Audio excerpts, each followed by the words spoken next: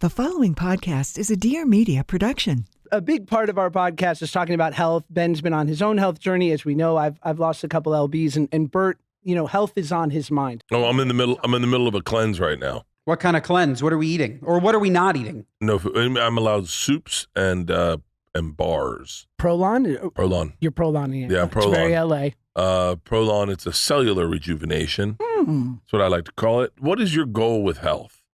When you look at these longevity folks, and by the way, I say that very kindly because, I love Peter Attia. I love Andrew Huberman.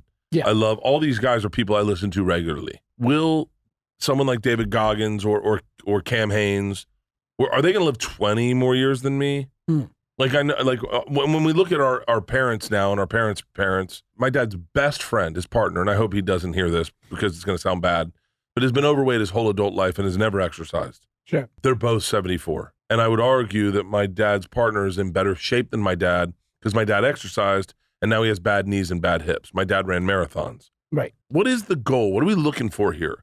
Because my present goal is just to feel better on a plane, feel better, get up out of a chair easier, not put on shoes and not get winded taking a shower. I get winded taking a shower. Which part? The lathering? Lathering. Yeah, it's a lot of torque.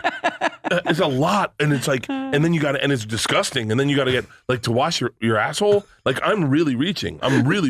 Sure. Wiping my ass, that's a really good one. When you get to 255 is the threshold where wiping your ass becomes pretty easy. And then above that, you're it hurts a little bit. You're pushing organs. Yeah. And so what's the goal? I enjoy working out the feeling afterwards of the mental clarity. But other than that, what is what are we looking for? It is crazy to think that someone would spend their day doing this. Sure. Right? Not me. Are you working out? No, not at all. You were what, 280, Ben, and you're now 250? I was 290. I'm now 245. That's cool weight. And it's just eating less. I've lost weight. I've lost probably 50 to 60 pounds 3 times in my life. And I've come to the conclusion that it has nothing to do with being in the gym. It has everything to do with what I'm putting in my mouth. And I don't enjoy the gym. It's just not something that I've ever gotten into. But you asked, what am I looking for? For me, the heavier I get, the worse my mental clarity is.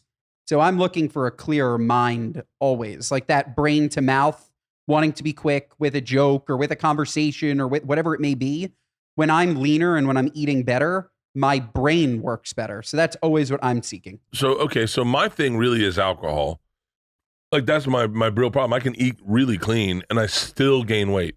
Mm-hmm. I was telling my assistant on the ride over, I've been eating clean for a while and I just weighed myself. I was the heaviest I've ever been. And I was this is fucking ridiculous. This hurts. Yeah. By the way, I know no one's going to believe this. Physically, I'm in pretty good shape. Yes. I can bench 220 10 times. I do CrossFit every day. I have plantar fasciitis. I'm fucking fat right now. So I'm not running. My cardio levels are low.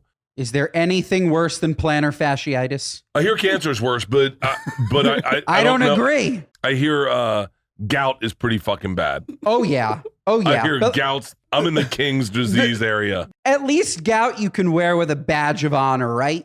You've eaten good. You're I got gout. I'm proud of it. Plantar fasciitis is it's just so terrible. And fun fact, there's more plantars in the U.S. now than ever before because of pickleball. Thank God. I'm so tired of people thinking they're athletes because they play pickleball. Fuck that game. Play tennis. Yeah. Play fucking tennis. My parents can play pickleball. Oh, I'm in the kitchen? Fuck out of here. I'm in your kitchen. By the way, I was obsessed with pickleball for a long run. I like it. I like it a lot. I'm obsessed with it. I played it on Saturday. That's how I got plantar fasciitis. So you're on steroids. I'm on testosterone. And your BFF, Tom Segura, yeah. he's on all the things. And he's also on the Ozem. Yeah. Why haven't you tried that? The only reason I'm on testosterone is because my cardiologist says it repairs your liver. So that's why I got on it. I was never going to do it just to gain strength. I had no interest in that. I didn't know. I feel better. I sleep better. I have more mental clarity. I literally feel better.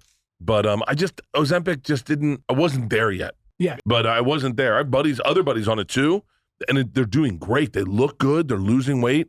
But there's a part of me that goes, that's not going to fix the problem. The problem is impulse. It's mental. It's mental. Or is the problem just living during this age in this country? Like, again, speaking as a big guy, it's just very, very hard to understand the portions that you're supposed to eat and eat them, right? Like you said, you're eating clean. For me, I'll eat clean too, but if I eat too much clean, it's still too much food. We eat so much fucking food.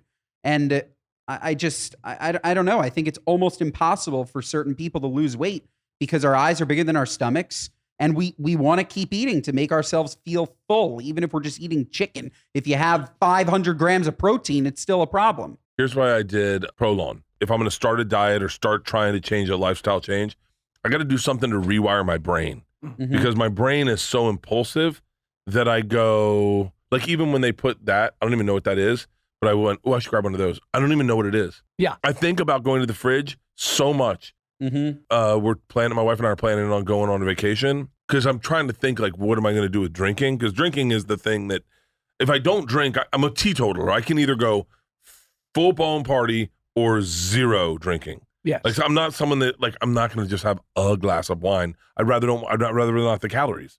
So I'll just have water. I don't care. I'm not going to feel a glass of wine. So either we're going to drink a bottle and we'll feel it and we'll tell some fucking stories, or let's just not drink wine and we'll just have a sober night. I'm cool with that also. Yeah, it's like drinking decaf. For what? What the fuck am I going to stain my teeth? Yeah, what are we doing? Yeah. So give myself acid reflux? Jesus Christ, what are we going to be up all night? Yeah. It's like, and so I go, that's where my head's at is like, what am I going to do? So we're planning a vacation and they're like, they got this big beach with all these bars. And then I go, oh, wait.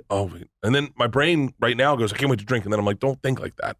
Like, why can't you just go be present on the bar? So I'm trying to rewire my brain so that I can bleed into this weekend because the fast is over Thursday. I can bleed into this weekend with a healthy mindset where I get excited for healthy food and I feel better. And I'm just going to have to quit drinking for like a period of time before I go back on the road just because I was like, there's no way I'm going to drop down to like 245, which is a fantastic, beautiful man's weight. I would love to be 245 right now. Thank you. But there's no way I'm getting down there with alcohol in my life. You got to do the Ozempic. Really? Yeah. Here's the problem with Ozempic is that everyone's like afraid to say they're doing it. There's weird like quasi-controversial shit, except there isn't. Because like in 5 years when literally everyone will be taking it, because I can't imagine a person who wouldn't benefit from having sugar removed from their blood, be it for Alzheimer's, be it less sugar, better, right? That equation always works. So sugar's bad. Sugar in general is bad, but what I've heard about Ozempic is that it inhibits that part of your brain that's overthinking. And the only thing that I can attribute it to is like I spent 2 decades of my life thinking about taking some sort of antidepressant. And then finally in the last year, I was like, enough. And because my life was so good and I could see logically on paper, and I was like, I can't get my head above water. But I didn't have any classic like depression signs, right? I never had trouble getting out of bed. I wasn't crying or anything. I just had this obsessive thought that would grate at me, and thoughts would enter my head and I couldn't get them out. Give me an example because I might have that. A version of what you talk about with like the drinking or like just like the future projecting of what am I going to do when I get there and how am I going to have a good time? And if I can't have one, then I don't want to have all of then I want to have all of that. Like I'm going to a disc golf tournament in like next week. Yeah. And I'm already feel like I'm on a good path of eating clean. And I go, I'm already kind of thinking like, how am I going to keep it on the rails? Like, first of all, flying is a difficult thing for me. So I wouldn't be shocked if I drank on the flight. And then if I drank on the flight, I'm definitely drinking the next day. And then I know I'm there for 2 days. So if I'm there for 2 days, I'll probably, and then I'm sure when I get there, I'm gonna be like, I wonder if anyone has weed. I was like, you know what? I'll just bring my own weed. And then I'm like, all of a sudden, I'm like, I got 3 days of literally sounds like a bender for anyone else. But for me, it's just regular life. And then what am I supposed to like fold that back into? I'm back to just salmon. Right. Like, who the fuck lives like that? Yeah. Like, how do you recover? How does anyone live? I don't know how anyone lives.